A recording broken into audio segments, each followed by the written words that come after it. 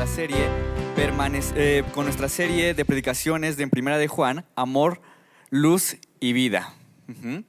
Hemos estado comenzando esta serie de predicaciones donde nos habla acerca de cuál es la esencia del amor, cuál es la esencia de la luz, cuál es la esencia de la vida. Y el día de hoy vamos a continuar con nuestro pasaje en Primera de Juan, capítulo 2, versículos del 18 al 27. Si tienes tu bosquejo a la mano, te invito a que lo puedas tener y puedas ahí hacer tus anotaciones. Y vamos a leerlo. Primera de Juan, capítulo 2, versículos del 18 al 27. La palabra de Dios dice: queridos hijos, esta es la hora final. Y así como ustedes oyeron que el anticristo vendría, muchos son los anticristos que han surgido ya. Por eso nos damos cuenta de que esta es la hora final. Aunque salieron de entre nosotros, en realidad no eran de los nuestros. Si lo hubieran sido, se habrían quedado con nosotros.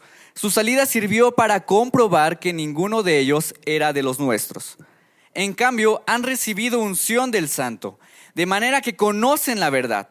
No les escribo porque ignoren la verdad, sino porque la conocen y porque ninguna mentira procede de la verdad. ¿Quién es el mentiroso sino el que niega que Jesús es el Cristo? Es el anticristo, el que niega al Padre y al Hijo. Todo el que niega al Hijo no tiene al Padre. El que reconoce al Hijo también tiene también al Padre. Permanezcan ustedes lo que han oído desde el principio, y así ustedes permanecerán también en el Hijo y en el Padre.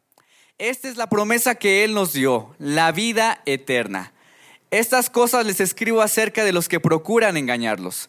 En cuanto a ustedes, la unción que de Él recibieron permanece en ustedes y no necesitan que nadie les enseñe. Esa unción es auténtica, no es falsa, y les enseña todas las cosas. Permanezcan en Él tal y como Él les enseñó. Vamos a orar, iglesia. Amado Padre Celestial, te agradecemos por este tiempo para escuchar tu palabra. Gracias te damos porque tú has puesto en nuestro corazón el venir aquí. Es decir, tú nos traes a este lugar para poder escucharte, Señor. Y te pedimos en este momento que tú seas quien nos ayude a comprender las grandezas de tu palabra, Señor. Que no seamos nosotros, sino que seas tú con tu Espíritu Santo iluminándonos y haciéndonos entender realmente lo que quieres para nosotros, Señor, para la vida de tu iglesia, Cordero de Dios. También, Padre, te pido que me uses como un instrumento. Yo solamente soy un instrumento de tu gracia, Señor. Úsame conforme a tu bondad, conforme a tu gloria, y que todo lo que diga sea con respecto a tu palabra. Guíanos, Señor, en el nombre de tu Hijo amado, Cristo Jesús. Amén. Hay un canal en YouTube, no sé si lo has visto, que se llama Jubilee. Es un canal en donde tienen como valor primordial la empatía, ¿no? Y hay un video que realmente es uno de los que me interesó bastante. Es un video bastante interesante donde ponen a 6 cristianos y a un ateo. Y en este video los cristianos tienen la tarea de ver dentro de ellos quién es el impostor. Si los cristianos saben quién es el impostor, ellos se ganan un premio en efectivo. Pero si el ateo no es descubierto, se gana el premio de todos los demás. Lo más raro de este video es que cuando los cristianos empiezan a hablar y empiezan a decir sus opiniones, lo que creen, todo lo que dicen está en contra de las creencias cristianas. Para mí fue muy difícil saber quién era el impostor, porque pues todos sonaban como impostores, ¿no? Una de ellas decía que era cristiana, pero que también era lesbiana, como su pastora. Otro de ellos decía que él era cristiano, pero no había ido a la iglesia durante 3 años. Otro de ellos decía que también era cristiano, pero estaba buscando una iglesia que abrazara los valores de la comunidad LGBTQI+. Y entonces yo me quedaba viendo ¿cuál de estos será el impostor? Para mí suenan todos como impostores. Adivinen quién ganó en esta dinámica. El ateo. Al final, el ateo es el quien gana y se lleva el premio de todos los demás. Eso nos muestra que vivimos en un tiempo muy complejo de la historia, donde ya no hay verdad. Estamos en la era de la posverdad, donde ya no está bien visto diferenciar qué es verdad y qué es mentira, sino más bien hay que respetar la opinión de todos. Entonces, si tú y yo creemos cosas contrarias, tú no estás mal, ni yo estoy mal. Todos tenemos en parte algo de verdad. Es la era de la posverdad. Y nadie tiene derecho a ti decirte que estás equivocado. Ahora, en la carta de Juan está pasando algo parecido. Dentro de la iglesia hay demasiada confusión. Muchos ya se han apartado de las enseñanzas que Jesús ya ha dicho desde un inicio, y ellos están totalmente sin dirección. Por eso Juan tiene que venir a recordarles la enseñanza verdadera, para que ellos puedan permanecer. Y ese es el título de este mensaje: permanecer en la verdad. De manera que la pregunta que vamos a contestar el día de hoy es: ¿cómo podemos mantenernos en la verdad en un mundo de posverdad? ¿Cómo podemos mantenernos en la verdad en un mundo donde hay muchas mentiras, donde ya no se puede diferenciar la verdad del engaño? ¿Cómo podemos hacerlo? Y lo vamos a ver a través de 3 puntos. 1, reconociendo la verdad. 2, permaneciendo unidos en la verdad. Y 3, permaneciendo en el Hijo. Vamos a ver el primer punto: reconociendo la verdad. Versículo 20 dice: todos ustedes en cambio han recibido unción del Santo, de manera que conocen la verdad. No les escribo porque ignoren la verdad, sino porque la conocen y porque ninguna mentira procede de la verdad. Juan está escribiendo a esta iglesia donde hay muchos falsos maestros, ¿verdad? Hay muchas personas que están enseñando cosas contrarias a lo que Cristo dijo. Hay gente que, ya hemos dicho, empieza a decir que Jesús no es Dios. Hay otras personas que están empezando a decir que tú puedes dejar de pecar en este mundo terrenal. Hay personas que están empezando a decir que puedes tener una buena relación con Dios aunque estés peleado con tu prójimo. Hemos visto todas estas cosas, ¿verdad? Y Juan, ¿qué ha dicho? Esto es mentira, esto es falso. Y probablemente los cristianos están preguntando: ¿cómo podemos, Juan, dinos, cómo podemos saber qué es verdad y qué es mentira en estos momentos? ¿Cómo diferenciar las enseñanzas falsas? ¿Y qué les dice Juan? Ustedes pueden reconocer la verdad porque han recibido la unción del Santo. Ahora, ¿qué significa esto? Suena muy místico, ¿no? Suena así como en las películas, cuando de pronto se abre el cielo y te ilumina una luz y empiezan ángeles cantando y ¿has recibido la unción? ¿A eso se referirá?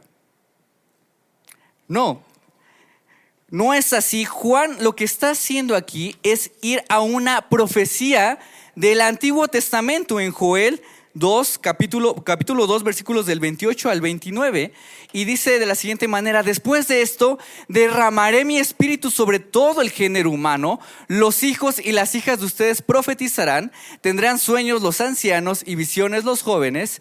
En esos días derramaré mi espíritu aún sobre los siervos y las siervas.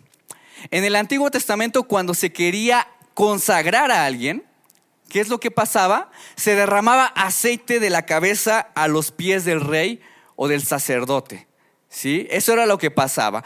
Pero lo que está aquí diciendo, lo que se está diciendo aquí en este libro de Joel, es que ahora Dios no va a derramar aceite. Lo que va a derramar ahora es su propio espíritu sobre todo género humano. Su Espíritu Santo va a ser derramado, y todos los que se les derrame ese espíritu, el Espíritu de Dios, podrán empezar a enseñar con autoridad, a hablar con verdad y poder diferenciar esa verdad.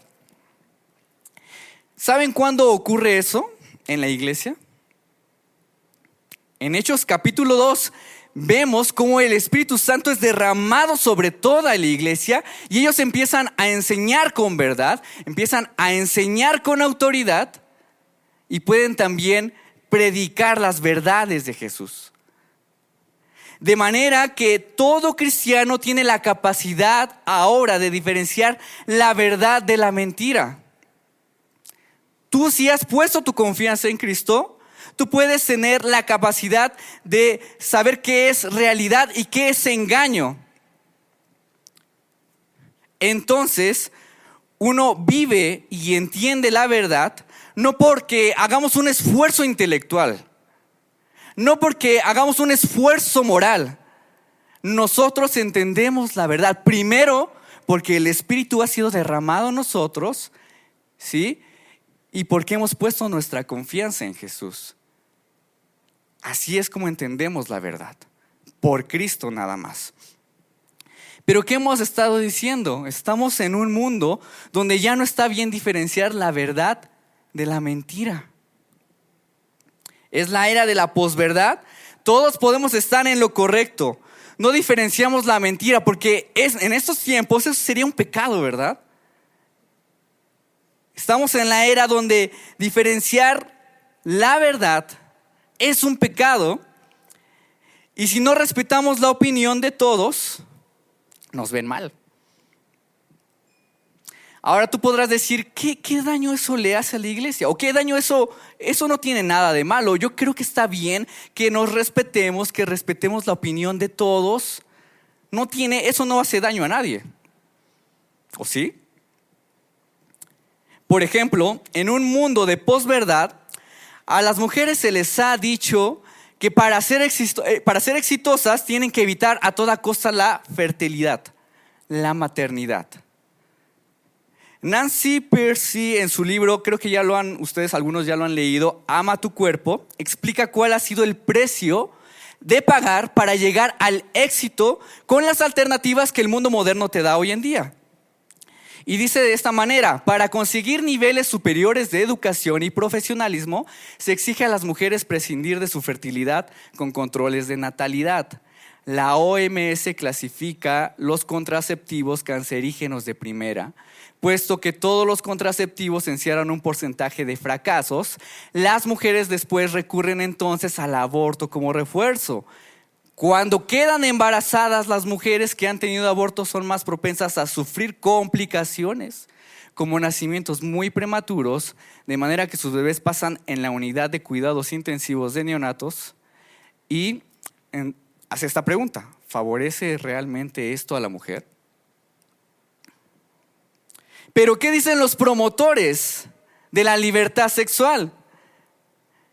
¿Qué dicen las personas que dicen es tu cuerpo y puedes hacer lo que quieras con tu cuerpo? No pasa nada. Ellos dicen que el aborto es seguro. Ellos dicen que puedes disfrutar de tu sexualidad sin consecuencias. Pero esto es mentira, es falso. Y hay muchas evidencias que lo reflejan. En un mundo de posverdad, tus sentimientos definen lo que eres. Si tú eres un hombre y te atraen los hombres, ¿qué pasa? Da rienda suelta a tus sentimientos, adelante. Si tú eres mujer y te gustan las mujeres, adelante, síguelo. Si tú eres hombre y te sientes mujer, adelante, hazte la transición, cambia. No hay de otra. Eres mujer. Si eres mujer y te consideras hombre, haz la transición, no hay de otra. Sí o sí, eres hombre. También Nancy Pearcey dice, cuenta el testimonio de una chica llamada Cari, que a sus 22 años se hizo una transición para ser varón.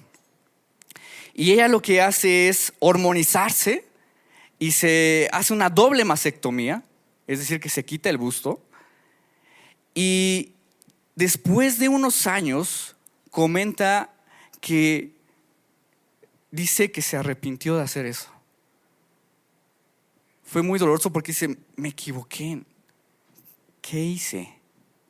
Entonces da vuelta atrás a ese proceso y después comenta la presión que tuvo que soportar cuando ella sintió eso, la presión de sus terapeutas para decirle que se hiciera la transición. Ella lo dice de esta manera: sí, yo era trans y mi terapeuta nunca me sugirió que pudiera no serlo.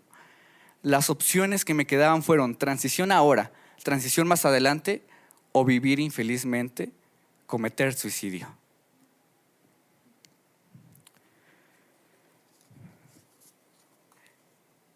En lugar de que los terapeutas puedan ver y decir, a ver, vamos a ver cuál es el verdadero, lo que está pasando verdaderamente en tu mente, en lugar de que los médicos digan, vamos a ver lo que está pasando verdaderamente en ti, no les queda otra opción: eres hombre.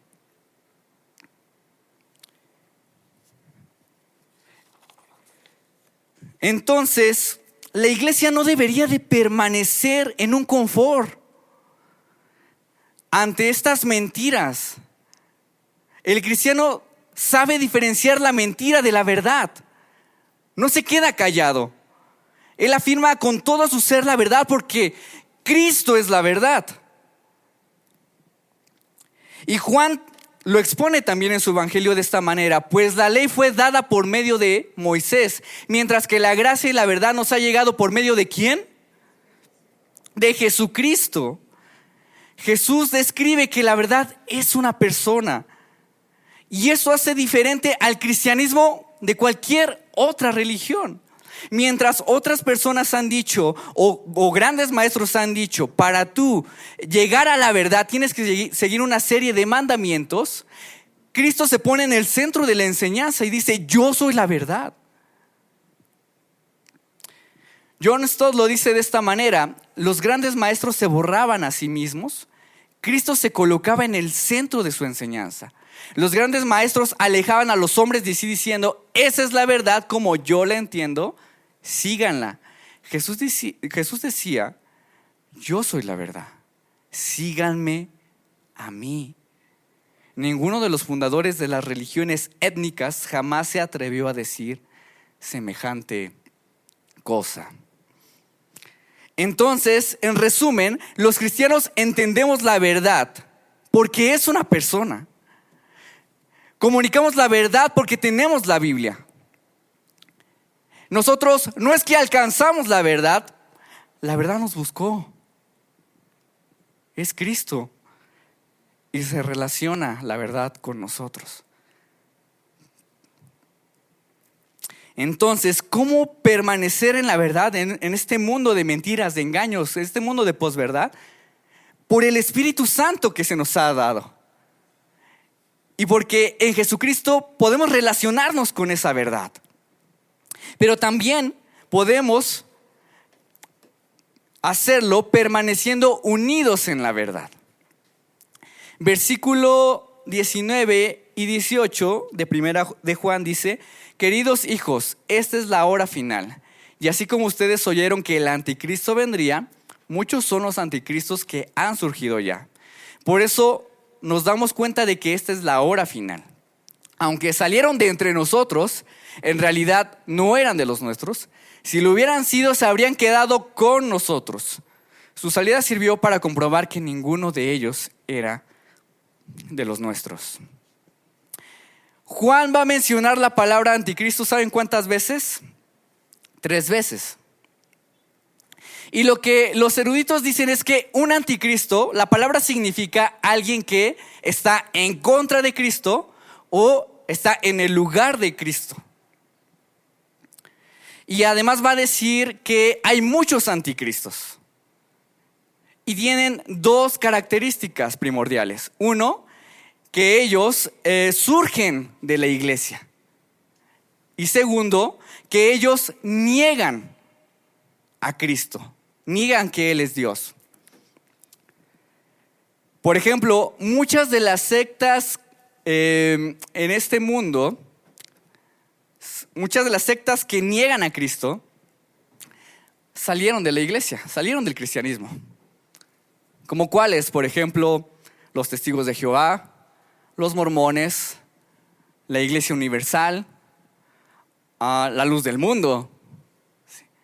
Todas nacieron o salieron del cristianismo. Pero a pesar de que salieron del cristianismo, ¿por qué sabemos que están equivocados? Porque niegan a Jesús. O porque solo lo ven como un maestro, pero no salva. Ahora, yo quiero que notes algo en este pasaje, porque el énfasis de este texto no está en los anticristos, sino está en permanecer en la verdad. Porque la palabra permanecer, ¿sabes cuántas veces se repite aquí? 7 veces. Por lo tanto, Juan quiere que tengamos bien claro que en medio de los que se oponen a Cristo, que en medio de aquellos que están alborotando la iglesia, ellos pueden permanecer en la verdad, pueden permanecer unidos solamente en Jesús. Ellos pueden permanecer juntos si Jesús es el centro de sus vidas. Esa es la base de nuestra unidad, iglesia. Jesucristo es nuestra razón de unidad. Cualquier otra forma de unidad es totalmente anticristiana o termina desplazando a Jesús. Cualquier otra forma de unidad es totalmente anticristiana o termina desplazando a Cristo. Un hermano cuenta que cuando estaba en la universidad conoció a una chica que decía que era cristiana, y esta chica recurría muchas veces a la iglesia, iba seguidamente a la iglesia, pero ella decía que no le gustaba la doctrina, porque la doctrina separa, ¿no? Las enseñanzas separan, ¿no? Y ella, para ella lo más importante era mejor tener una experiencia sobrenatural, una experiencia emocionante en el tiempo de adoración. ¿Qué pasó con esta chica? Bueno, unos años después, ella terminó siguiendo las enseñanzas de la meditación oriental y el hinduismo. ¿Por qué? Porque estas le proporcionaban una experiencia aún mayor, sobrenatural, mayor que el cristianismo. Entonces, salió de la iglesia. No era de los nuestros. Si hubiera sido de los nuestros, hubiera permanecido en Jesús. Ahora, la verdadera unidad, hermanos, deja de tener sentido si Jesús queda de lado. Incluso la iglesia puede estar aparentemente unida, pero la razón puede ser la experiencia emocionante que tenemos en la iglesia. Puede que estés unido a esta iglesia o a otra iglesia, puede que estés unido por las convivencias, la comida, las excursiones, los retiros, las reuniones. Y quiero hacer una aclaración, estas cosas no están mal. En sí no son malas, pero si estas dejaran de estar en la iglesia, ¿te quedarías? ¿Sería suficiente para ti? ¿Permanecerías? Entonces Juan dice, los cristianos salen, los verdaderos cristianos permanecen en la iglesia, los anticristos niegan a Jesús, los verdaderos cristianos lo confiesan. Esa es la diferencia. Ahora, probablemente algunos de ustedes podrán decir, bueno, hermano, yo la verdad entiendo, la base debe ser Jesús, pero yo conozco a personas que confiesan a Jesús y están peleados con todo el mundo, no hay unidad. Confiesan a Jesús y están peleados con su familia, confiesan a Jesús y están peleados con su iglesia, confiesan a Jesús pero están peleados con sus vecinos. ¿Por qué si confiesan a Jesús no hay unidad en ellos? No hay unidad en sus iglesias. Por eso quiero aclarar, y es importante aclarar, que si una iglesia verdaderamente está unida en Jesús, se va a reflejar en su comunidad, con sus amigos en la fe. Será evidente en su relación unos con otros. No podemos decir que estamos en Cristo y al mismo tiempo no hay unidad. Esa no es una unidad verdadera.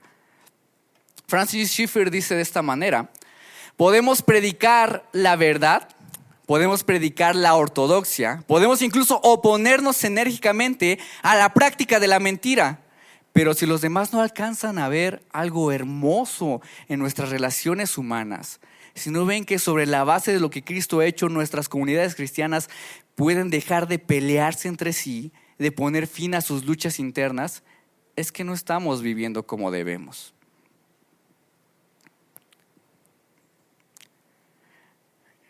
Entonces, la verdadera doctrina no está peleado con la unidad. Y la unidad en Cristo ama la verdadera doctrina. Ese es el centro. Entonces, hemos dicho cómo permanecer en este mundo de posverdad, de engaños, en Jesús, en la unidad solamente por Jesús, pero también cómo podemos hacerlo de forma constante solamente también en Jesús. Okay. Dice el capítulo 2 del versículo 19 al 18 lo siguiente, está mal ahí, versículos del 24 al 25. Permanezcan ustedes lo que han oído desde el principio, y así ustedes permanecerán también en el Hijo y en el Padre. Esta es la promesa que Él nos dio, la vida eterna. Entonces, ¿cuál es la base para entender la verdad? Jesús, Cristo. ¿Cuál es la base para estar unidos? Jesús, Cristo. ¿Y cómo podemos mantenernos así constantemente? Juan va a decir que no depende de ti. Depende de Cristo también. Y pienso que aquí, hermanos, es donde muchos de nosotros, muchos de nosotros hemos fallado garrafalmente en entender que creemos que la entrada a la vida cristiana depende solamente de Jesús, ¿no? Yo tengo fe en Jesús y todo lo demás depende de mí. Muchas veces entendemos así la vida cristiana. Jesús es la puerta y el camino me toca a mí. Fallamos lamentablemente en eso, pero Juan va a decir que para entrar en la vida cristiana y permanecer en la vida cristiana, ¿de quién depende? De Cristo, de Jesús. De hecho, Juan lo va a decir concretamente, ya lo leímos hace rato, en su evangelio, en el capítulo 15, versículo 5, dice de esa manera: yo soy la vid y ustedes son las ramas. El que permanece en mí como yo en él dará mucho fruto. Separados de mí no pueden ustedes hacer nada. El que no permanece en mí es desechado y se seca, como las ramas que se recogen, se arrojan al fuego y se queman. ¿Por qué Juan usa una ilustración de un árbol y sus frutos para decir y para hablar de la vida cristiana? A lo largo de la Biblia, quiero que escuches esto, a lo largo de la Biblia se va a mencionar que estar en una buena vida, la buena vida es estar en la presencia de Dios. De hecho, así comienza la Biblia. Adán y Eva están en un jardín y en ese jardín está lleno de vida porque está ahí Dios, ¿sí? Porque está ahí la presencia de Dios. Sin embargo, para Adán y Eva no es suficiente esa vida. Y lo que hacen es ir a un árbol. Desobedecen a Dios yendo a un árbol que en lugar de traerles vida, les trae la muerte espiritual. Y a partir de ahí todos nosotros queremos por nuestras propias fuerzas querer en una buena vida. Pero cada vez que intentamos tener una buena vida, permanecer, hacerlo por nuestras fuerzas, fallamos más y nos matamos más a nosotros mismos. Ralph Winter, un misionero estadounidense, explica cómo la sociedad americana, sus intentos de salvación para una buena vida, termina la sociedad americana fallando aún más. Dice de esta manera: las sociedades subdesarrolladas sufren una colección de enfermedades como tuberculosis, malnutrición, neumonía, parásitos, cólera. La rica América prácticamente ha inventado una nueva colección de enfermedades: obesidad, arteriosclerosis, enfermedades del corazón, cáncer de pulmón, enfermedades venéreas, drogadicción, alcoholismo.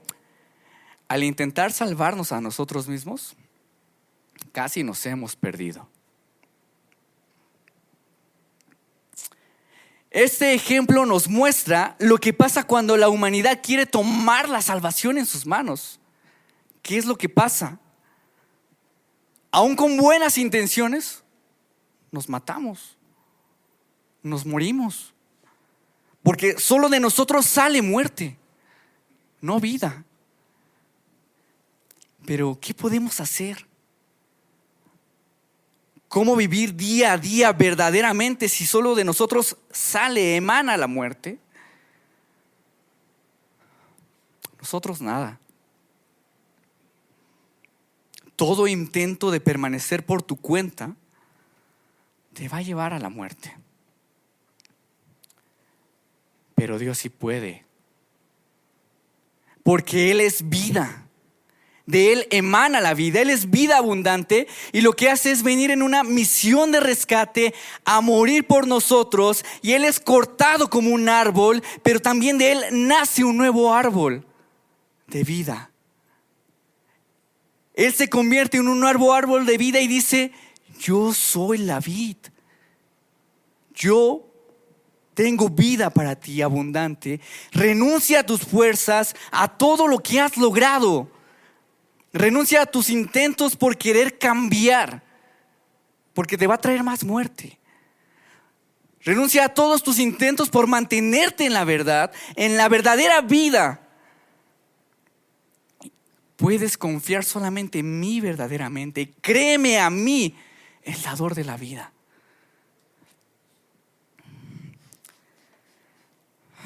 Agustín de Hipona. ¿Alguien conoce a Agustín de Hipona? Él fue uno de los célebres teólogos, uno de los teólogos que marcó la historia de la teología occidental.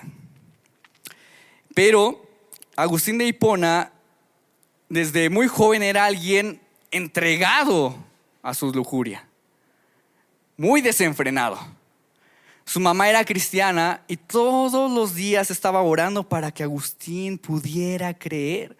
Él y su padre de Agustín no creían, no eran creyentes. Él estaba ore y ore para que conocieran la verdad. Pero Agustín de Hipona, cuando crece, lo que pasa con él es que empieza a tener una búsqueda de sí mismo para encontrar la verdad. Y empieza a buscar y empieza a ir a muchos grupos. Llega a una secta que se llama los maniqueos, pero se decepciona porque ni ellos pueden cumplir sus mandamientos. Sigue buscando la verdad y llega con los neoplatónicos. Y no es suficiente para Agustín de Hipona, no es suficiente para él. Sigue con su vida desenfrenada, sigue en la lujuria, entregándose, hasta que conoce a un hombre llamado Ambrosio. Él era un obispo de Milán. Y Ambrosio era un hombre muy elocuente. Empieza a escuchar San Agustín las palabras del Evangelio por medio de Ambrosio. Y lo que pasa con Agustín es que al escucharlo, empieza a reconocer que el Evangelio es verdadero. Y empieza a decir: yo sé que Jesús salva, yo sé que el Evangelio es verdad, pero no puedo vivirlo. Lo entiendo aquí, pero no puedo vivirlo porque mi pecado de lujuria no me deja vivir verdaderamente en la verdad. Y entonces se frustraba muchísimo porque veía a sus otros compañeros que ellos sí se entregaban, estaban viviendo en la verdad, pero él No podía. Y sus confesiones dicen que él oraba y se quejaba llorando, diciendo: ¿por qué no puedo ponerle fin a estas torpezas? ¿Por qué me pesa? No puedo. ¿Por qué no puedo ponerle fin a esto? Hasta que él mismo empieza a leer la Biblia y se da cuenta que él no puede. Que es Jesús quien hace todo para salvarlo completamente. Que él solo es un débil en la fe, un pecador, un miserable pecador, pero que en Jesús es perdonado y puede obedecer ahora, puede seguir, puede vivir ahora verdaderamente. En este momento, Jesús te está llamando a renunciar a todos tus intentos. Jesús te está llamando a renunciar a todos tus esfuerzos, a todo lo que has logrado, y que dependas absolutamente de Él. Dependas absolutamente de las fuerzas de Él.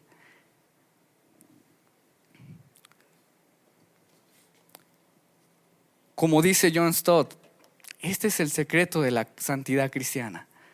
No se trata de que nos esforcemos para vivir como Jesús, sino de que Él venga y viva en nosotros por su Espíritu. No basta tenerlo como ejemplo, lo necesitamos como Salvador. Vamos a orar. Señor, venimos delante de ti, reconociendo que solamente de nosotros, de nuestros intentos, emana la muerte. Fallamos. Con nuestras fuerzas es imposible acercarnos y estar en la verdad. Por eso Cristo tuvo que venir y hacer todo lo que nosotros no pudimos. El esfuerzo de la salvación es de Cristo y no de nosotros. Gracias, Señor. Gracias, Padre. Gracias porque en Cristo tenemos ese perdón y ahora podemos vivir, no para esforzarnos en permanecer, sino podemos vivir porque tú nos ayudas a mantenernos y nos tomas de la mano hasta el final. Te pedimos, Señor, que nos guíes, que tú seas nuestra verdadera satisfacción, que en ti recaiga todas nuestras fuerzas y poder caminar en la verdad por tu gracia, por tu amor, por tu perdón, no por nosotros. Gracias, Señor. Oramos por esto en Jesucristo.